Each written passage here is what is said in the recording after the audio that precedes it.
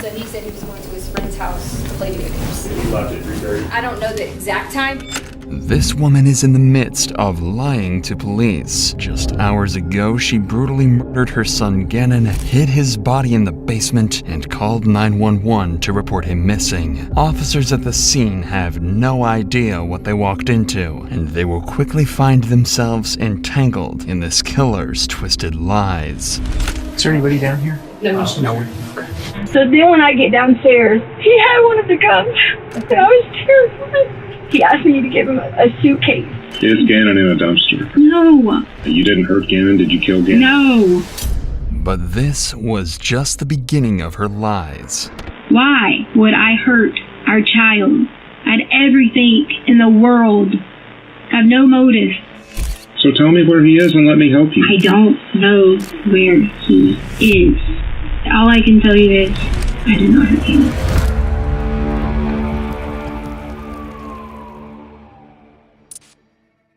In the early hours of January 27th, Leticia texts her supervisors at Widefield School District 3 stating that she cannot come to work. Allegedly, her stepfather was killed in a hit and run, and she has to tend to his passing. Nearly 6 hours later, at 9:56 a.m., Leticia sends another text to her employers. This time, she states that Gannon is sick and she needs to stay home.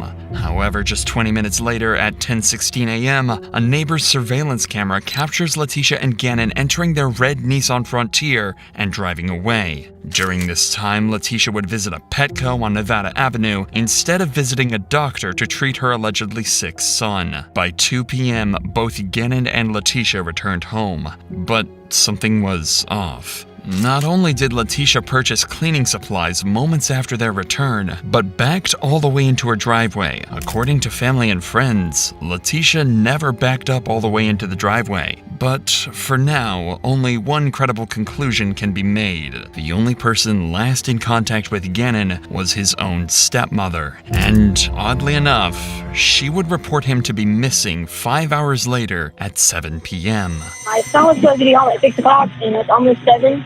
And we went to all his friends' house. He said he was going to be at his friend's house, and they said he wasn't there, and the other one said he never came there. So I don't know any other people to call and ask. And I talked to my husband, so I told him I had to call you guys as fast as I could because I don't know anyone else here that he could be. He's only 11. With this call, officers rushed to Leticia's home in an attempt to gather as much information as possible, because every single second, Gannon's trail gets colder. Did he take his bike? No. Okay, because somebody saw a little kid on a bike. They posted it, but I didn't know if he brought it. Well, he didn't, unless he took it sooner and brought it back, because Lena ends up getting the bike. What color's the bike? Dinner. Blue And he never and black. They thought he was at his friend's house. He was like, Yeah. There's he never one went to his picture friend's someone house. said he was on, Okay. and he was making the switch. For someone who just realized their son is missing, Leticia is strangely calm. Not only that, she states with her initial alibi that Gannon was visiting her friend, which is clearly a lie, as Gannon never left the home after his return. Undoubtedly, something is very wrong here. But for these officers, Leticia is nothing more than a concerned mother as they continue to search her home. Okay, because you weren't in here in the beginning, right? I didn't know if I had that box cutter and all that stuff in there, because I told him about he dropped a candle last night, Oh, okay. and I thought I must have picked it up. I was just making sure. I didn't want you to be like, oh, just a box cutter. But yeah, I had to cut this, and I told them I wasn't even going to tell Dad, and I was going to figure out a way to put this in there from the situation, but At least you got a carpet. Yeah, right. I just took it and covered up with the carpet and stuff like that, but. Does he have any friends around here? There is let me look on this thing. He did have this one, boat thing. that's where you're supposed to be at down the road. But they checked that already? They went over there and talked to him, and they're like, no, we hadn't seen him at all. Oh, okay. He did have this, And you talked to parents, right? You didn't talk to... Yeah, Connor's mom came over, who is a friend he hangs out with all the time. So they come over. The people here, the friends, they were just the ones that were at the door with the bike. Okay. They came over. A bunch of people came over. Keep in mind that officers have not yet completed their house search. They have only gone through the home superficially. Yet, oddly, Leticia is trying her best to keep them restrained to 2 sections of the house: the living room, where there is a burnt piece of carpet, and Gannon's room. This strange behavior would only worsen as Leticia is committed to keeping the officers where they are. He forgets to like bring this or bring that or bring this or bring that. You know? Still kid. Yeah. So no clothes are missing or nothing? No, we actually lay out all the clothes all the time. Like for, like every day at school, we lay out clothes, we do whatever. Is his jacket gone? He had he has several jackets. Like it depends on, I'm very like fashion.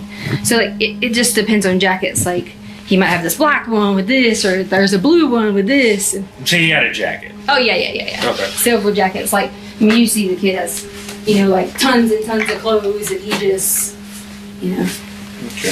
he has all that stuff. So There was a weird text that Dad got about something about 90 bath pounds, salts. And hey, if I can get some bath salts, do we have any bath salts? And my friend will let me play Sonic or something at their house. He sent that to his dad? Yeah, I got it. And then Mom goes through everything, finds this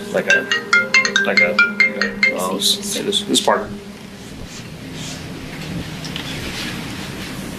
Yeah. This is the exact moment that officers realized that Leticia was hiding something from them. It's strange that she randomly closes the door here as if there was something in the basement that she didn't want the cops to see, and her behavior, words, and strategies to deflect the cops from certain areas of the house did not go unnoticed. Consequently, her devices were subjected to a forensic analysis where officers would come across a disturbing video recorded on Sunday, January 26th, a day before Gannon supposedly went missing. Gannon, I promise this is the last time I'm going to ask you. I'm just freaked out, okay? Are you sure you didn't do it on purpose? He did it. Okay, you promise. He promised. On purpose. Pinky promise. Pinky. Okay, alright, so listen, we're gonna have to sell stuff to fix it. So we figure out what we gotta sell. We can sell the sofa, because we gotta get it fixed, so lady, don't be mad at us and kick us out the house. Okay? This video was recorded by Leticia when Gannon supposedly dropped a candle on the carpet, leaving a burn mark. What the video doesn't show is that Gannon sustained burn injuries on his arms from the candle, and rather than treating his burns, Leticia is heard scolding him instead. Additionally, during the phone analysis, officers discovered a phone call that Leticia had made to her husband, Albert Stauch, informing him of the situation. He told me it was just his arms. So I didn't see anything that would have thrown a flag that I had to be like, oh my God, emergency or anything like that. But if his arms was bubbling, that's not an emergency? Well, it hadn't broke skin. Like, it was just underneath. In my mind, I'm like, let's evaluate the situation tomorrow and see or whatever. It wasn't burn mark. It was bubbly. I didn't see it as a bad thing. I just knew he was like, it's not hurting. We put aloe on it, and I assumed, okay. As heartbreaking as this call is, the burns described are likely second degree because of both the freezing feeling that Gannon described and the presence of blisters. Things aren't adding up, and the story so far paints a really bad light on Leticia. However, officers need to verify what really happened, as it was after this incident that Gannon disappeared. That's why on January 30th, 3 days after Gannon's disappearance, Leticia was called in for an interview so detectives could understand the circumstances surrounding the situation. So Gannon had started a candle. Again, normal day. He's very responsible in terms of if you give him something and say, do this, and this, like a list to prepare, he's fine. So we let him, do things like that. So I didn't see a problem with him, light a candle, whatever. And Lena asked me, could she stay up and still watch the rest of her iPad or whatever. It was just her birthday, and I was trying to give her a little bit extra because we went all out for Gannon's birthday. We took him to a Rockies game. We took friends with him. It is already strange that Leticia is going on several tangents and prefacing this entire conversation with the loving relationship she had with her children, especially with her daughter, Harley Hunt, whom she would refer to as Lena, almost as if she wants to say that whatever happened with the candle was not intentional. So it starts beeping. It's like a beep, beep, beep, beep. And I thought that someone was coming in the house. I didn't see anything going on. Then it started saying fire, fire, fire, fire. So there was smoke coming up through the basement. So then I ran back downstairs to get Gannon. And then the fire was on the floor over here, then on the sofa. So I'm pretending this is the sofa and this is our floor. So it was right here and right here. And I saw the candle that was over here. So there was covers everywhere because the kids always get on about, they leave a lot of covers laying around all the time. I take a whole bunch of them and I go and like basically smash down on the sofa and the fire to put it out. So I got a burn, and then I was like, get up again, and started running at that point because it wakes him up. He's alert. He's realizing that the covers and everything's on fire, the carpet's on fire, and we all go outside. Essentially, what occurred was a freak accident from Gannon. Due to him accidentally knocking over a candle, a small fire had somehow ignited on the carpet in the basement. This was the same cut-up section of the carpet that Leticia had previously shown officers. But this was odd. Second-degree burns by just a knocked-over candle, especially on both arms, is unlikely, if not impossible. Gannon would have also had enough common sense to run away from flames. After all, it was a slow-moving fire caused by a candle. If this wasn't strange enough, Leticia begins to recount the injuries Gannon suffered, but this time, they would be different from what she told Albert. I was scared because my thought process was, Albert is going to kill me. Because I made a mistake as a parent and forgot to really check him down. And he really got a little bit more burnt than he should have. So I was freaking out because it's like, he's going to kill me. And Gannon was like, it's okay. And there was blood. And he had on his arm. And as it was peeling, I should have called. What did he have blood at? I should have called the hospital and just asked, I don't know enough about burns, but I should have called the hospital and just asked, I made a mistake. To quote, Leticia just said more than he should have, and secondly, implied that Gannon was somehow bleeding because of burns, an apparent contradiction to what she told Albert. More importantly, this was a massive slip-up by Leticia, and detectives suspect that this fire wasn't a simple mistake. However, there is no way to confirm this situation as of now, but there is one conclusion that officers can make. Leticia is lying. When a suspect is guilty, they often make major changes to alibis as opposed to someone who is innocent and has little variation in their story. In Leticia's case, she changes major details about the candle incident, especially her response, which was recorded on her phone, which sets off a series of red flags for the detectives as they now believe that she might go as far as changing her original alibi about Gannon's disappearance too, and begin to question her about it. If this assumption turns out to be true, there is a high likelihood that Leticia is withholding even more crucial information. He goes in through the garage. I go in. I'm getting ready to put up things, stuff like that. As we got inside, I heard something, but I didn't think anything about it because I thought, maybe Gannon was doing something. Maybe we were doing whatever. Mm-hmm. And the guy was in there, and I gave him the code. The guy from the... Yeah, it's all my fault because I gave him our code to fix the carpet. Okay. And I shouldn't have. And then when I walked downstairs, I hear something again. Well, at that point in time, Gannon was on the sofa, and I saw him, and I heard something again, and I walked on around, and he was standing in there. He had on gloves. In the storage closet? Yes. Okay. He had one of the guns. Okay. And I was terrified. Okay. So terrified. And then he just knocked me down and towards Gannon's room, and he was hitting on me. It was hard, on the ground. Okay. He was trying to rape me. Exactly as predicted, Leticia's alibi has changed from Gannon visiting a friend's house to having an intruder break into her home. But this would only be the start of her outrageous lies as, according to her, confrontation with this stranger escalates. And I'm pleading and talking and all these things going on. Mm-hmm. Just back and forth with him. And why are you doing this? Why did you hurt us? Why are you doing these things? And then he was on top of me again. And then I kind of lied out again because he hit my head again. Oh, really? And then, yes, and then he was he asked me to give him a suitcase. And I gave him a brown suitcase. And then he hit me on the head again. And right here. He just kept hitting me right there like that. Okay. And so then he did that. And then I blacked out again. I was having a panic attack. And then I don't know what happened from there. I really don't. I don't know. I just know that I did lie. I did. When they came, I did say, Gannon left, whatever, but you know that. But he never did. He never left to go play. I just didn't know what to do, and I panicked in the moment. And I didn't want Albert to be like trying to hurt us, because we kind of get a lot of fights.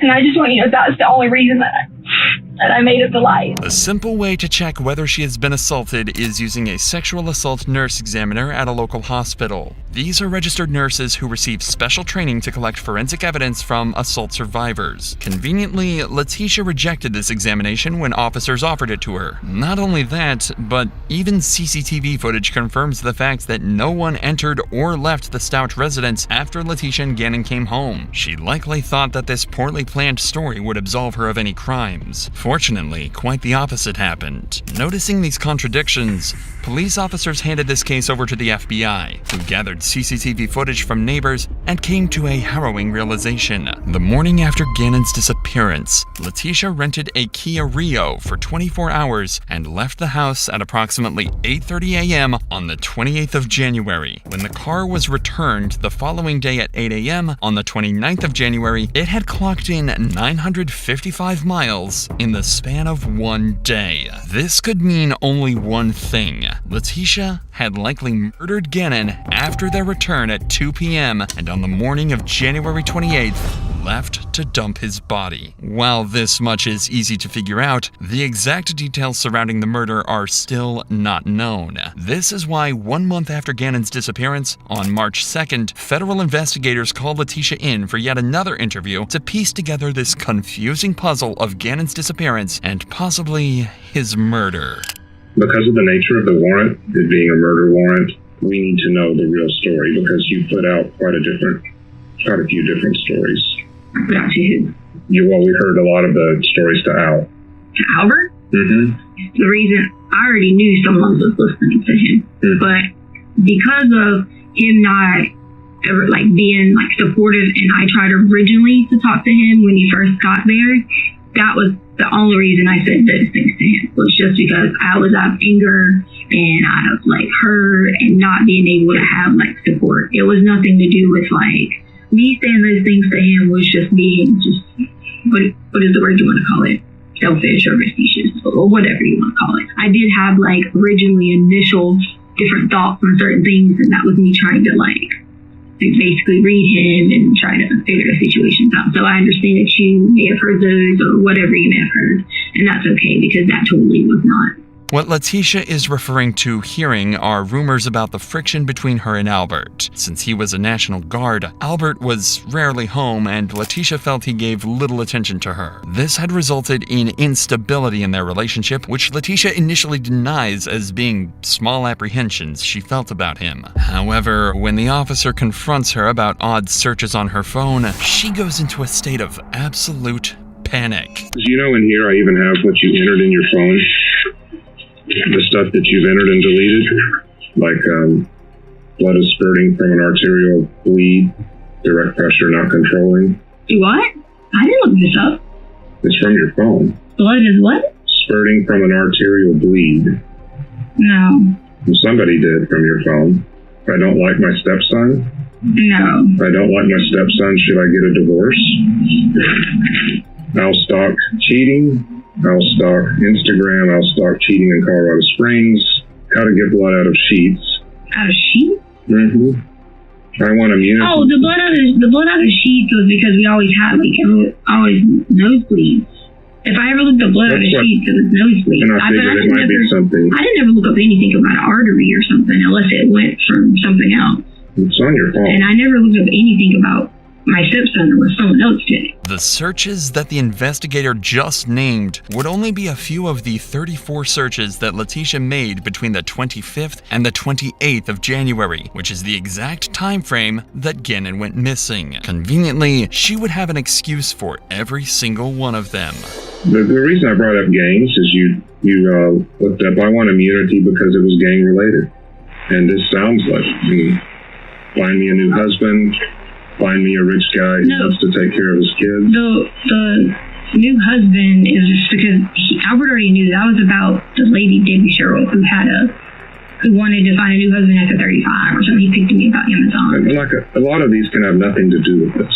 It doesn't. I get it. I'm doing all the work for my stepkids and their mom doesn't help. Oh, that bothered me. Yeah. Yeah, I don't blame. Oh yes, because I wanted them to be mine. Like, one day, some people will wish they treated you differently, which I get that. Parenting should be for people, not one. What a societal person might say. I mean, these make me very sad when I read them because I can see you're doing all the work at home by yourself. Which I wanted to be there. Like, I wanted to totally have the kids as my children. That's the point you're not getting. Like, I wanted those kids to be saying to me that I'm their mom. Yeah. Like, I'm the person who cares for them, loves them, everything. If these were not incriminating enough, investigators also found 12 deleted search terms in Leticia's iPhone, all of which pertaining to her wanting to find a new husband and being sick of being with Albert. What do you do if you suspect a person swallowed poison? Did somebody actually swallow poison? Poison? I don't know. I always click things and read them. Did somebody swallow it? No one swallowed any poison. Okay. You will never forgive me and treat me like a princess. You'll never know when it's too late. Oh, yeah. I mean, I always search for things when Albert was gone. What is an offered plea? Did you figure out what an offered plea was? Offered plea? Yeah. I think somebody asked me that and I probably searched it. Do you know what it is? Yeah. You remember? What did you remember? I don't remember. I just remember something. Because someone was writing that online. So if anyone wrote something online, I looked it up. Just like the other day, someone wrote something about FBI coming or something, and if I see something online, I always Google. Usually when a suspect undergoes a criminal trial and is found guilty of a crime, they are given a maximum sentence. However, there is a legal loophole to avoid this. If a suspect pleads guilty, yet remains adamant that they are innocent, then they are not given a maximum punishment. Instead, they are given a known punishment for a crime. This is known as the Alford plea. But as always, Leticia has a convenient story for a search as incriminating as this and continues deflecting any and all evidence. Because of this cathartic behavior, the detective decides to reroute the conversation elsewhere. A preliminary investigation of the house found blood splotches covering the rear of the truck, Gannon's living space, and even the cut-up carpet. I've seen the markers from the spray. The spray went from the bed all the way up here. Well, you had to clean it up. I don't know anything about that. It comes from aspirated blood. Okay. You know what that means? No. It means that he didn't accidentally do it. Okay. Whatever. So that's what we were waiting on for the warrants, because somebody struck Gannon in the bed.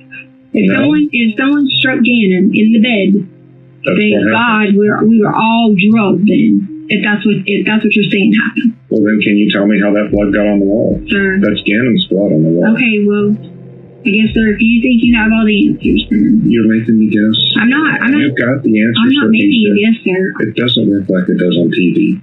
Have you ever watched Criminal Minds or Profilers? I don't watch any of that stuff, because I don't do bad things to people.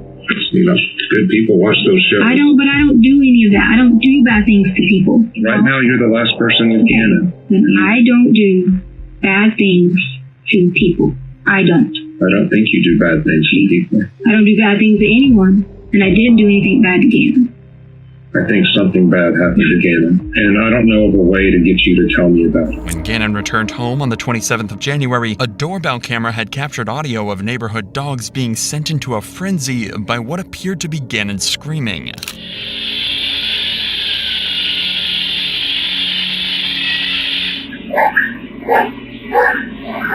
By 5 p.m., 3 hours after these screams, Leticia had ordered her daughter, Harley Hunt, to buy cleaning supplies from a nearby Dollar Tree at 5 p.m. These included baking soda, vinegar, trash bags, and carpet powder from a nearby Dollar Tree. The baking soda and carpet powder to absorb the odor of blood and clean minor stains on the carpet. The vinegar was bought to remove deeper stains on walls and act as a disinfectant, and the trash bags to hide Gannon's body. body. A body that officers had missed by mere inches and had been hidden away in some part of the basement or garage. And every single location that Leticia showed officers, the garage, the carpet, and Gannon's room, were all locations that Gannon had bled in. Not only that, her searches about human anatomy from before indicate that she stabbed Gannon in the artery, which resulted in arterial spray, after which Leticia desperately tried to clean up the evidence of her crimes. This is also the reason she had backed up all the way into her driveway, as the rear end of her vehicle was filled with blood, indicating that abuse had taken place prior to them returning home. Knowing that the investigator is catching on to this story, her initial attempts of feigning innocence now turn into desperate attempts to deflect everything that she is told. Why would I hurt our child? I had everything in the world. Why? I have no motive. None. Don't have the first motive. Everything I wanted in my life, I had it. Why? Doesn't make any sense. It doesn't make sense a lot of the time what happens inside of a house. And sir, I don't even know what you're talking about. All I can tell you is I did not hurt you. Notice that she uses the word motive, which is often terminology that is used by law enforcement when charging a criminal, corroborating the fact that she had done her due diligence about the law in case she got caught, just like her searches about the Alford plea. Regardless, the investigator knows that there is a limit to how much she can refuse cold hard facts, and begins to pressure her even further by promising her that he is more concerned about Gannon's safety rather than her crimes. I do no doubt, and whether you did this or not, it doesn't matter to me. With all the evidence that they have, the reason why it took so long is the district attorney wanted to wait and wait and wait till they made sure they could win in the courtroom. Okay.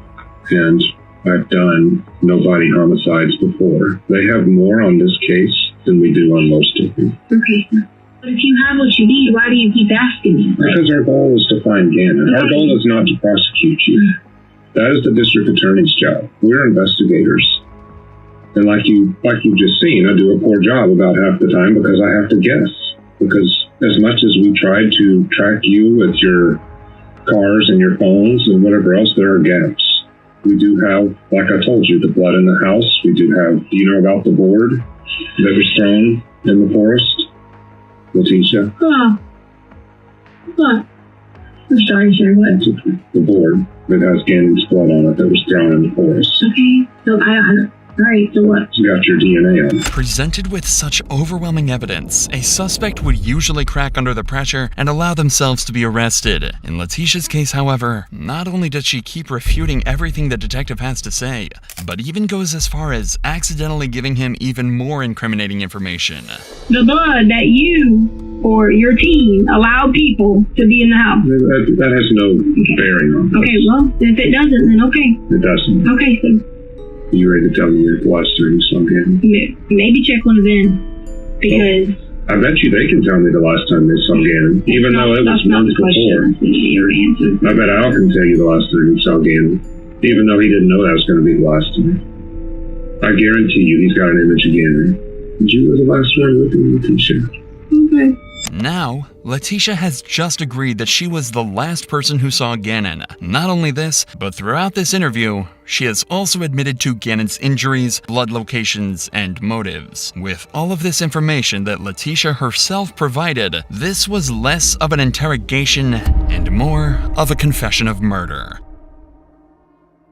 Leticia was a broken individual. She cast aside her husband and 2 children because of 2 major reasons. 1, Albert's job in the National Guard made her resent him and wish she was married to someone better. 2, her extreme inferiority complex towards Gannon's biological mother, Landon Bullard. It was later found that during the candle incident, Gannon had wished for his mom to be present, which sent Leticia into a psychotic break, and she attempted to mask a murder in the form of an accidental fire. This failed attempt only added fuel to the fire, so the very next day she called in a vacation from work and spent the day brutally murdering Gannon and erasing any traces of her crimes. With these findings, there was no escape for Leticia, And 8 days after this interview, she was officially arrested for her crimes. And while being transported to a county jail, out of pure frustration and insanity, she turns to the only other option she has, becoming a fugitive.